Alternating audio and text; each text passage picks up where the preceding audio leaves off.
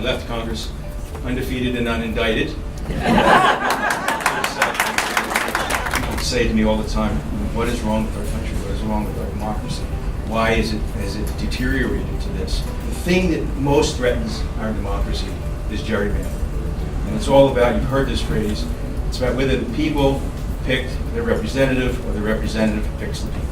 The principle is that politicians and candidates and political parties want to win because they think they're right, or they think they're better than the opposition, or they think their ideas are better, they think their party's better. And so it's not surprising, it's not just pure craven self-interest, but it is a political process that people and parties think they need to win because they like their ideas better than the opposite party. The point of the story is you can't trust politicians to draw the boundaries, right? Myself included. Congress, as you may have noticed, is not very popular. There are some things that people like more than Congress. 48% of people like head lice over Congress. Brussels sprouts by 46%. Colonoscopies are more popular.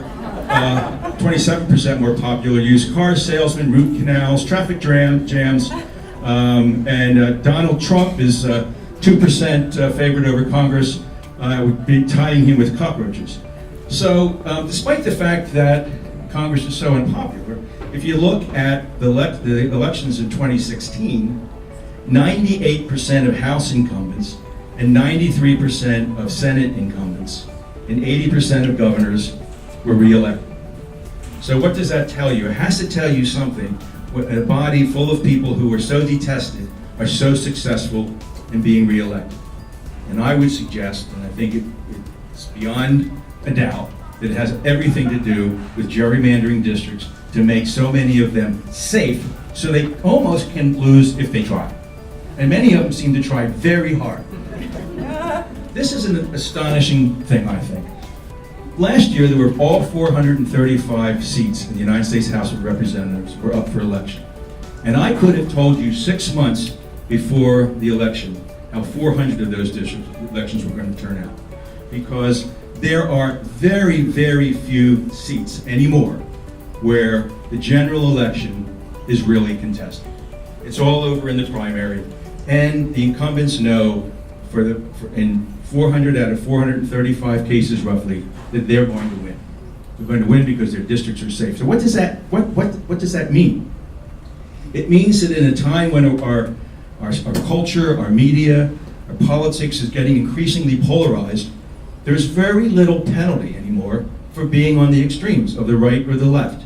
Because if you're in a safe district, you can do as wacky things as you want, you can say wacky things, you can be an extremist, you can refuse to compromise, you can spend term after term after term getting practically nothing done for the country, and you're probably going to get reelected anyway. And so, no surprise that our democracy is not working. No surprise that we're not compromising anymore. Because nobody wants to compromise, and compromise has become a dirty word. If you compromise, your primary challenger is going to use that against you. Because anymore, Democrats can't be left enough, and Republicans can't be right enough, because there's always somebody to the extreme of them who will try to take them out in the primary when the vote turnout is low, and the people who turn out tend to be more of the special interest and more to the extremes of the political spectrum. And the result of that is nothing gets done, because our form of government was designed for compromises. It was designed that way. And when you say I can't compromise because if I do, I'll be taken out in a primary, or I can't compromise because my leaders, my majority leader, my minority leader will punish me if I do. If I can't compromise because Rush Limbaugh or Ray Clamato or somebody will chastise me publicly, then there's no compromise. And when there's no compromise, nothing good gets done. And you can see, pick your issue, and not much of value is coming out of the Congress lately. The gap is wide, the gap is real, and the gap is very, very harmful. So there are two things that are important in politics. The first is money, and I can't remember what the second is. I did something that was either really brave or really stupid when I was first in Congress. Within my first month or so, I said, I'm not going to take any PAC money at all. And I remember Newt Gingrich said, why did I put you on the Energy and Commerce Committee? I could have put somebody there who wanted all that PAC money. And my colleagues thought I was a fool, and my campaign manager thought I was a fool. Now, I made the argument that I can buy more trust from my constituents without taking any PAC money than I could buy with all the PAC money in the world. And I think I was right, and it worked. And I left undefeated, as I said. So in 2016, 51% of all of the money raised came from special interest groups and very wealthy donors with usually very radical ideas. So the total federal PAC spending in 1992 was $188 million, and in 2016, 10 times that, $1.8 billion of special interest money. When I was in Congress, there were maybe 5 of us that refused to take PAC money. I don't know that I could be elected today, re-elected today, if I were in office and not taking PAC money. Which not only ensures the incumbents the safety of re-election, but it also tends to buy their votes. And so when you're getting money from the hard right, you're getting money from the hard left, you're getting money from various special interests, you're uninclined to break with them toward a compromise. And again, political paralysis. If you're a community of culture, of color, of common interest, and your community can be divided up and split up among a multitude of congressional districts, then you lose power. And of course, in many places in the country, that is one of the prime motivations. If you have let's say a congressional district, I'm not sure what the numbers are today, but it's probably something like 750,000 people in a congressional district. If you have a city that has roughly that number of minorities, of African Americans, say, you could have your own district and elect one of your own. But if you take that group of 750,000 black people and you put them in 7 different districts, so now there are 100,000 in each of the districts, and they're outnumbered 7-1, guess who's going to win that election, right? So that's another pernicious abuse of redistricting. It's just bad for business because it produces uncertainty. In every business, your investors need to know have some reasonable sense of what the future holds in terms of public policy. So you can decide whether it's better to invest in this or that, or open up this business, or continue this business, or borrow money for your business. But if you don't know what the future holds, and that's because you have an inert Congress that can't figure out how to create a future for us, create a sensible public policy future for us, then industry and business, small business and large businesses, don't do nearly as well. Yeah, we have a legislative body that can't agree what day it is, let alone pass a budget or a spending plan at this point.